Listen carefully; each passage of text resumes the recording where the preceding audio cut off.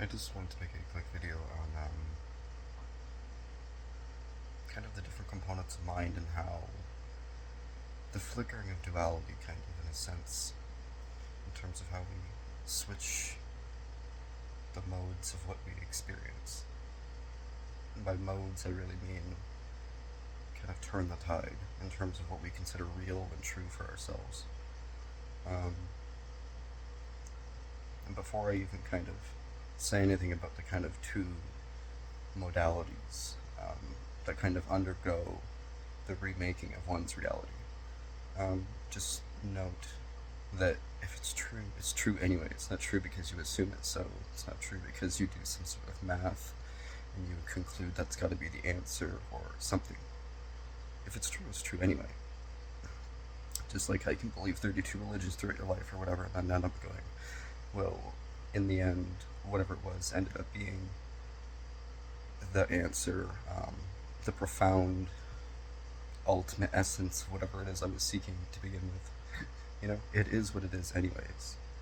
Um, it doesn't need your persuasion, it doesn't need your following, it doesn't need your support. Truth is truth. Um, and once you live in accordance to this, then the two modalities which are spoken of, and they're more like atomic, autonomic mechanisms of mind than modalities. And there's software and hardware. Software is pretty much the ever flexible and reapplicable tool that you have for yourself, and it's basically the decision making mechanism in your brain. The precognizance, where you can be aware of how you're processing things and kind of turn direction. And that's why we call it soft, because it's flexible, it's malleable. Um, and I don't want to get too much into the complexities of that. Maybe I will in another video. But as for now, the simplicity, and that is generally where the software comes from. Is it's working from the utter simplicity of things, and then later on we develop the kind of quote unquote hardwiring where it's and why do we call it soft and hard? Soft because it's malleable, flexible, whatever. It's applicable in whatever dynamic ways, because it's not really formulated in anything concrete or as anything concrete just yet. And the hardware is more. I have come to this analysis. I've come to this conclusion, this assumption, this insight, this something, and we call it hard because it's more static. It's more concretized and crystallized. It seems like a real thing, like stuck in place in time, as somehow it's a fact because it has more of a density. As if the density of that aspect of truth makes for almost like a static eternal truth, just because the hardness of it, the resistance, and the absence of malleability makes it seem like if it's unmoving, if it's unshakable in some sense, it must be true, rather than having a truth to it. But part of that truth is just that it doesn't change, that it's not in accordance with everything else, and to that degree, it's also untrue. Um, like I may have hair, but it will look different all throughout my life. So the fact that something is so, yes, in a basic sense, is true, and also the factors wavering around that are also true. So the fact is, in a black and white sense, true and untrue. You see. Um, so many of us kind of come to analyses in our lives and we go, I've come to this conclusion and it seems true because basically nothing shows otherwise. Well, that really just shows that we're living our life in a way that doesn't show otherwise. We're not being confronted open-heartedly, open-handedly, um, in situations and ways invariably um, that just simply challenge the status quo of our conclusion, of our assumptions, of whatever we ultimately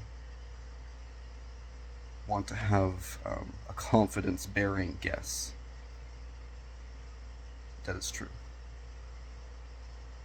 And no matter what, as long as you're coming to guesswork as your ultimatum, it just shows you actually don't care to live a life that is true at all. And if that is the case, I would implore you not to live a life that is true, because you don't even know where to begin with that probably yet. So it'd be more something along the lines of, I implore you to find out. And when I say implore, that means that, like, I ask you to look inside to see and find out why you don't live a life that is in absolute congruence, the moving groove of the ebb and flow of how life is in the first place. Because that is what there is. The only thing is concrete, and therefore, in those exact ways, false or lacking correction and accuracy and truth, is your guesswork, your assumptions, your conclusions, your best guesses. Because life will always be anything but that. Life is a surprise, 24/7. You can stare at a speck of dirt for the rest of your life and you'll never know it in its entirety. And yet we come to conclusions about life, death, the cosmos, how to use this and that, the truth behind this and that, the Big Bang, all this stuff. And yet here we are, and we just look at each other's eyes and we have no idea what we're even staring at most of the time. Why we wonder about someone late at night, or what was that other thing I seen or heard, tasted, smelled, touched earlier in the day. But you have conclusions and answers about the cosmos, but not even the most granular, finite, basic, and essential and ephemeral thing that goes on in your daily experiences. So I could blast on forever about this stuff, but I implore you to find out why you don't care so much, at least, about living a life that is true to you, because it just shows, if you're confused without a caring to have clarity in your life, the lack of compassion you have for yourself, knowing that this moment, not in some Zen Buddha-like way, this moment is what you have. Whether tomorrow happens or not, it's this moment when it happens. Yesterday, when is it happening? It's happening now, in your memory, in your mind. It's all happening now. Where it actually conjuncts and interrelatably integrates, through all lines of interrelatability, it integrates and happens now. So your whole entire life and experience as one happens now. And if you're spending your life investing in guesswork and conclusions, assumptions, insinuations, and constant over-the-shoulder looking, it just shows how much you care about your own life. And if you care about your own life to that little, it shows how much you care, therefore, about everybody else's, because there really is no one else. In your experience, there is simply you and whatever extensive sensibility as a kind of picked up stimuli in your experience that you may perceive as other. So it's not just about you, it's about everybody. We're all in this together. And about the moment thing, if you miss a moment, you miss your life. You live 4 billion years, but if you miss that 4 billion years, one moment at a time, you've missed your whole life. And you may have lived a great life, a life that was supposed to be great, and you would have missed it simply because you failed to attend. You failed to pay the attention that was already afforded to you just by being born. So I implore you, if this is true, to see why you invest in concluding, seeking for assumptions and insinuations and basically premature guesswork ultimates. Like, I want to arrive at this place informationally or emotionally or something. And that really is always what it's about in some respect, is a feeling. You want to arrive at some informationally final output. You want an axiom for your life. You want a final, aha, now I've arrived at the thing and I don't have to. Why? So you don't have to keep seeking. You have to constantly find what is in a deeper way true about whatever it is that you're seeking. And you seek what you don't yet see, right? That's why you're seeking. So you don't yet see it, and the final way of seeing something is to understand it, embody it, and integrate it in those ways. So this is again why it comes down to feeling. It's not about oh, now I'm feeling, I'm doing the feeling. No, you're not doing the feel. That's the whole fucking point. Is the feeling's already going on. It was always going on, and you're realizing how little you know, especially about what evokes certain feelings. And then that's why we usually take many over-familiarized routes of living our life. So we arrive at familiar feelings because we are afraid to generally either feel a feeling or go down certain way. That is the ultimate, but also more particularly um, think certain thoughts or do certain things or meet certain people or whatever it is that evokes those feelings. Because again, you're afraid of a particular feeling. Why? Because you don't understand it. You haven't seen it properly. And when I mean properly, I'm meaning entirely, completely, in the holistic sense of what it can ever mean in any given circumstance, set of events, mental state. You're afraid ultimately. Me, you, anybody, we're all in some sense afraid to see kind of where it leads, and we're afraid of the feeling because we think the feeling leads somewhere. That is the ongoing insanity of logic.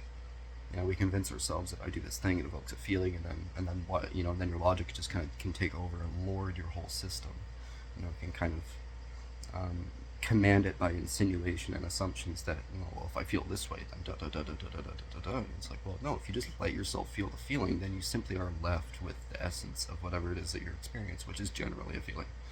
It's generally a sensation, right? A psychosomatic aperture of your experience. And when you have a cleaned out system as well, like just the healthier you are, the more vibrant you are, the easier this process is to come to live within and amongst, because you have less toxins, less parasites, less other stuff to give you constant influences that, again, persuade you otherwise. Oh, well, no, because da da da da da da da, and you're only getting these thoughts because this feeling arised, and then you get that thought, and then this feeling arises, and then the whole maze and constant reappearing of basically bullshit in your system continues going on and on and on and on and on and on, etc. times 28. So we're ultimately afraid of being away, not even a certain way, just being, because it includes every feeling, every thought, every perception, every sense of liveliness that seems like another in our imagination or otherwise. And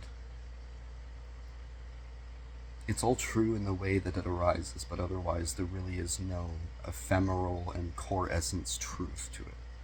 Like I imagine this thing, what does it mean? Whatever I'm coming up as a truth for it. I feel this thing, what does it mean? Whatever I'm coming up for a truth for it. And it doesn't even mean a spoken word, it just means like something comes up and I try to like force perceive it a certain way and put a certain angle about it and feel a certain way about a feeling. You know what I mean? Like the human system is the most complex thing that we'll ever have, right?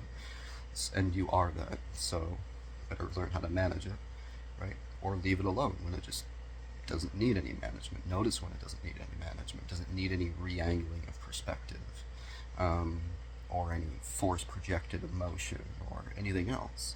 You don't need to like hop in a cold shower or go for a 20-mile run because you're feeling anxious or something. You know what I mean? Like, notice when there's nothing that is required of you. I'm not saying to be lazy, lethargic, or overactive, or extreme, or anything in any case. It's really just to notice when you don't need to be any of that at all.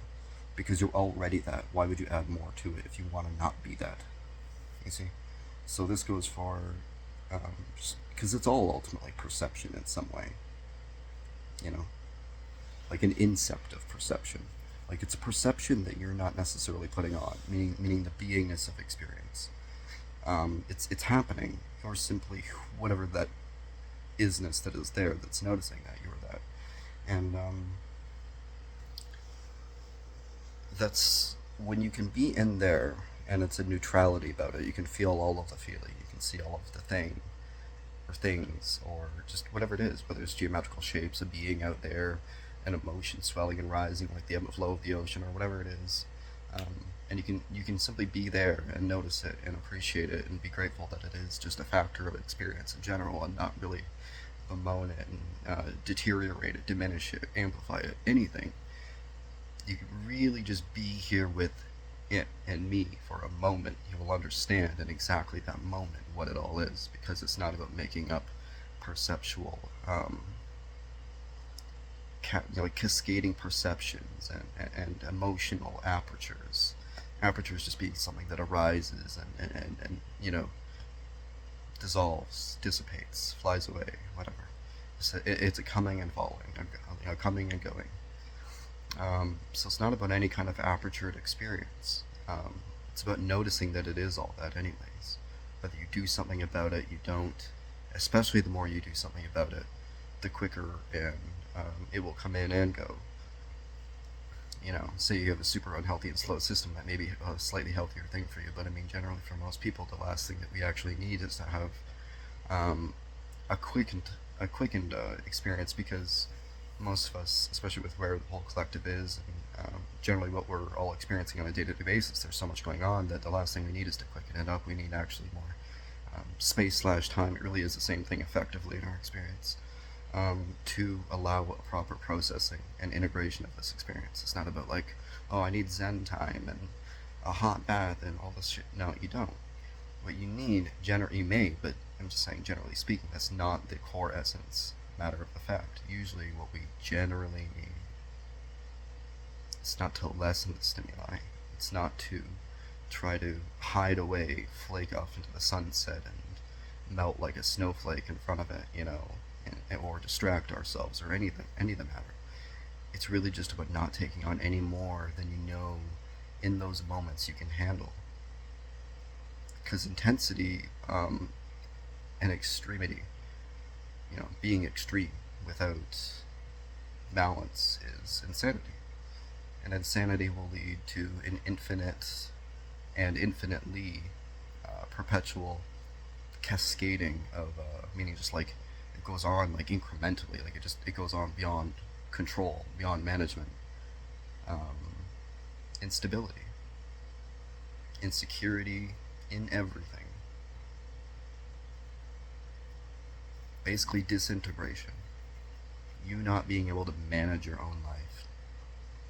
So you can have the highest vibes, believe the most crazy or even grounded thoughts. You can come to the whatever conclusion, whatever assumption, whatever insinuations that you want to.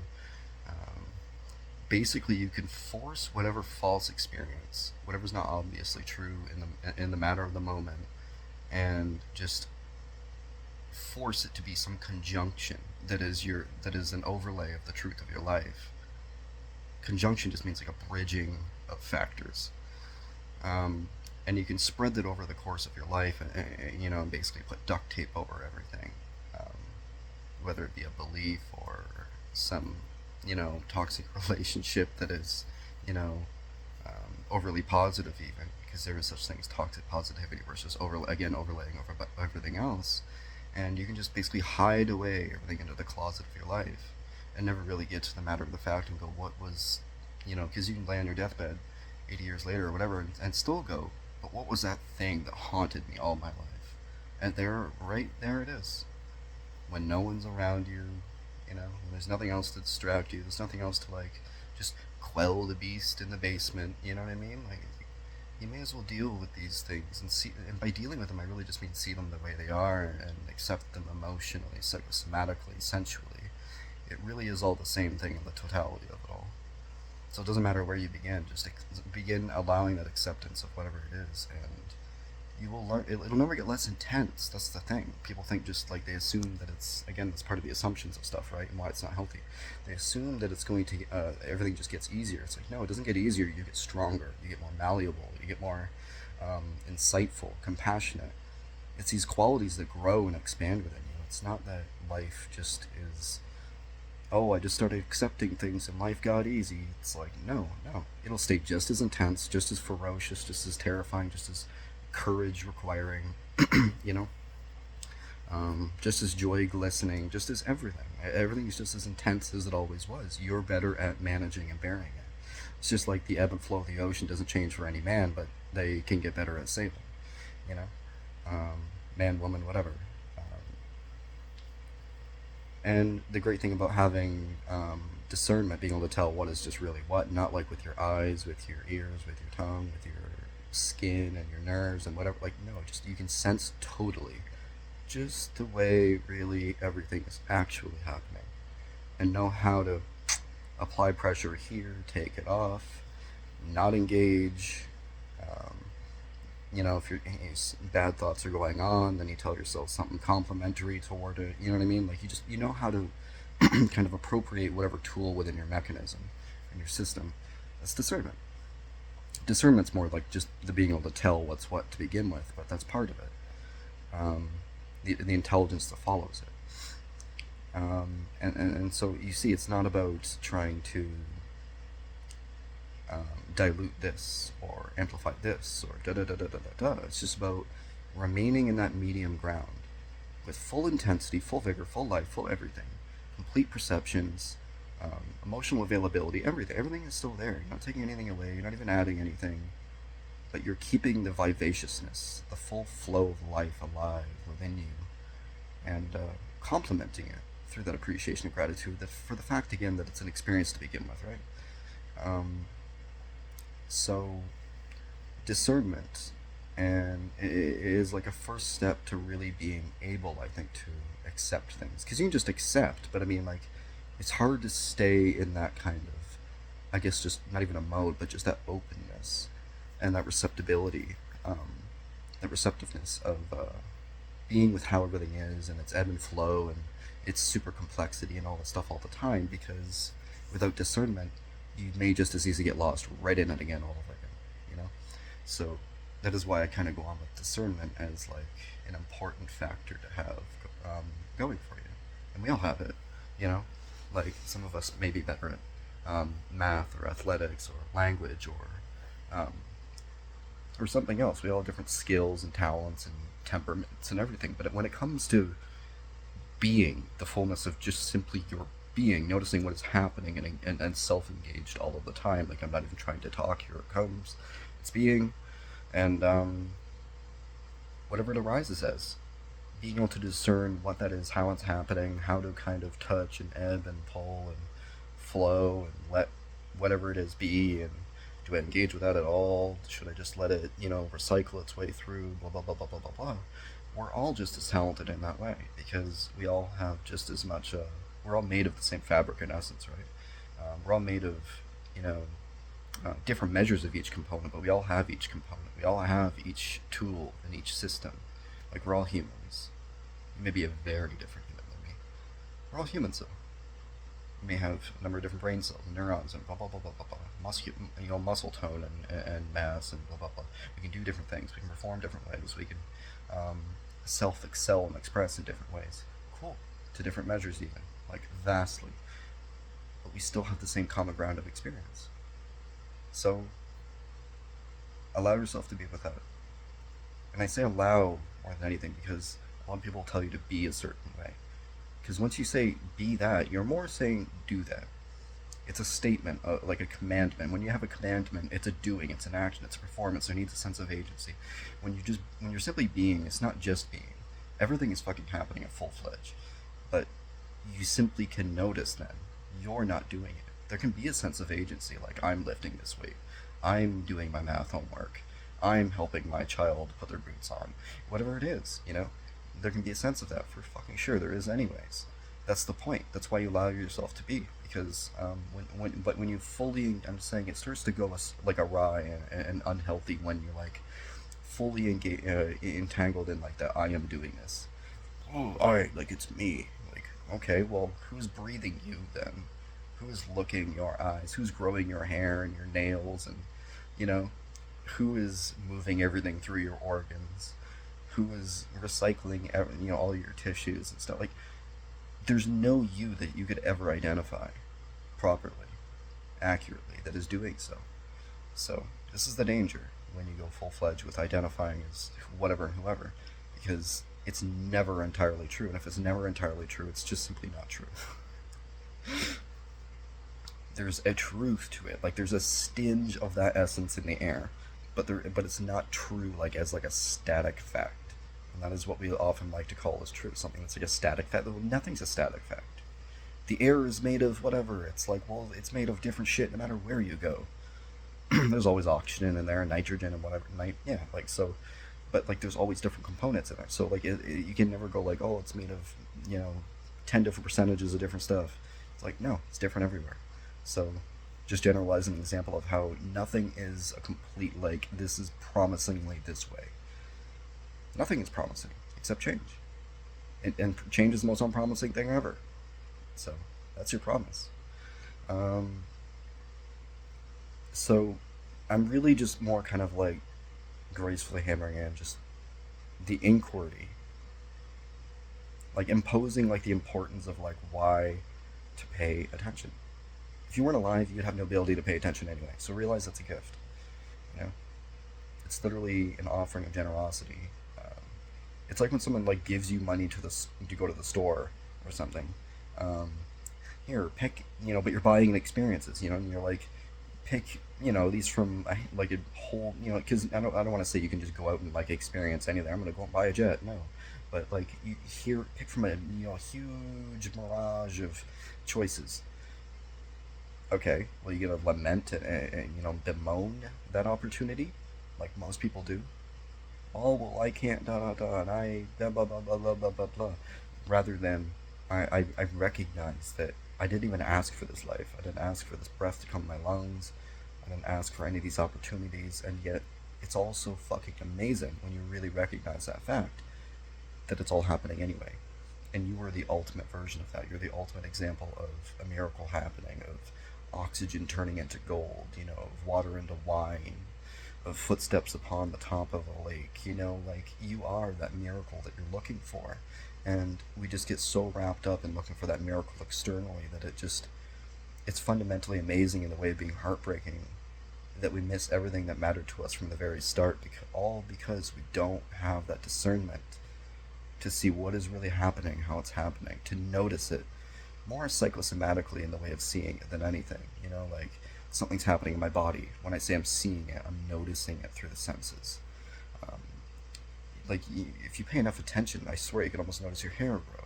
So it really just is a matter of. And when I say pay attention, I really just mean like try not to save anything in the piggy bank in terms of attention. Try not to like, I'll pay attention later. Like there's no paying attention later. Pay attention when you die. Is that when you're gonna pay attention? Whatever moment you're saving being attentive for is um, the moment when you will finally get what you could have just gotten from the start and done something about. So that is the tragedy of paying attention later, of getting the message later, the answer later, integrating the wisdom later, the whole I'll do it tomorrow bullshit. We all do it in some sense, like, oh, well, I'll take the garbage out in an hour, like just tomorrow never comes. The next moment never comes. What happens is this moment changes. So it seems like tomorrow has happened because what you're perceiving and told yourself was a tomorrow, was a next moment, was an hour from now, or even was yesterday, is happening now. So to you, it seems like the story came true, so you must be right. The perception unfolded as you've seen, so it must be true. You know, um, when really just a matter of the fact is that is there's a partial truth to that, but the ultimate, but like the real static truth, if you want to call it anything, is just that this moment changed. All the factors of now swished and changed, and it seems like today's a new day. I'm a new person. These thoughts are all brand new. Like it's a whole different time in life, baby. You know what I mean? Like this moment changed, and is changing. There's not even a change. It's changing. Eternity as like is like a washing machine. It's just like everything's constantly swishing and toiling and recycling and clearing out, and you know what I mean. Like the whole thing is it's a giant swirl, and the more you try to make it like a static, log, like a log in the river, or you know boulder in the ocean or something. You know what I mean? You try to be that hand in the cookie jar, that kind of thing. You try to get that, be that thing that's stuck in place, whatever way, whether that's emotionally through some vision in your mind, some story you're telling yourself, or something. Um, you will absolutely generate misery within the system because it's not living in congruence with what is obviously the true fact of being with some kind of self-integrative ebb and flow. Because again, if there's anything that can be promised, it is change. Is that if there's anything that can be promised, it's that there is no promise to be made. If there's anything to be guaranteed of, it's that there's nothing's a guarantee. If there's the most surprising thing is to find out that everything's a surprise. You see what I mean? The whole thing is irony. If you want to see truth, look for irony. You know, because basically, when I say look for irony, I really mean look for the logic which you have made concrete to be undone. And this is again to come back to the software and the hardware thing. That is the hardware that we're talking about being kind of drizzled down, and like you're really contesting it um, with just gentle, not even gentle, but just like non-concretized kind of confrontation. You know, like an openly willing conversation or exchange of some sort.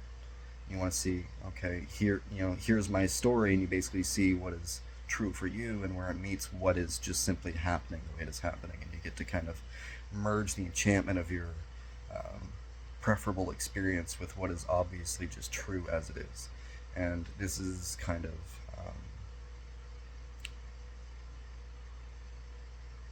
just an easy, like, just like the most, I would say, the optimal way to kind of live your life while also living a full-fledged life.